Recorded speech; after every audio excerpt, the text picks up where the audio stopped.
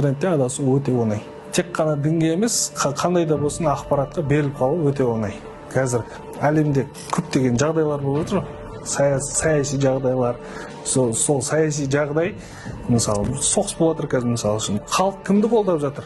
Халық ең бірінші кезекте информационный войнаны, ақпарат соғысты отқан адамды қолдап жатыр. Ақпараттық соғыста кім басым болады, сол халықтың санасына үлкен әсер ете алады. Дін арқылы өте қатты әсер етуге болады. Кейбір мысалы мамандардың өздері кейбір мәселелерді, діни ақпараттар беріліп жатқан кезде, мамандардың өздері де айыра алмай қалады. Мынау деструктивті немесе деструктивті емес, дұрыс бағытта деген сияқты.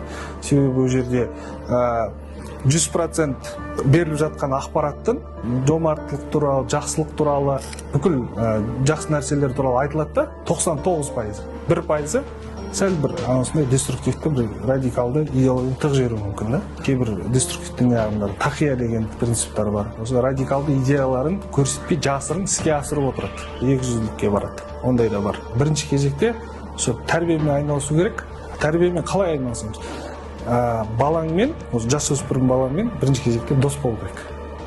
Дос болу керек. Ол саған сырыңды айта алатындай деңгейде болу керек. Бір мектепте сол бағана айтқандай буллинг может жасайтын шығар ол балаға, немесе бір достары жоқ шығар. Егер оны айта білсе, сол кезде ол проблема шешіледі.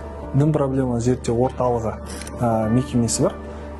Және осы жерде жалпы білікті, білімді, тәжірибелі теолог мамандар жұмыс істейді.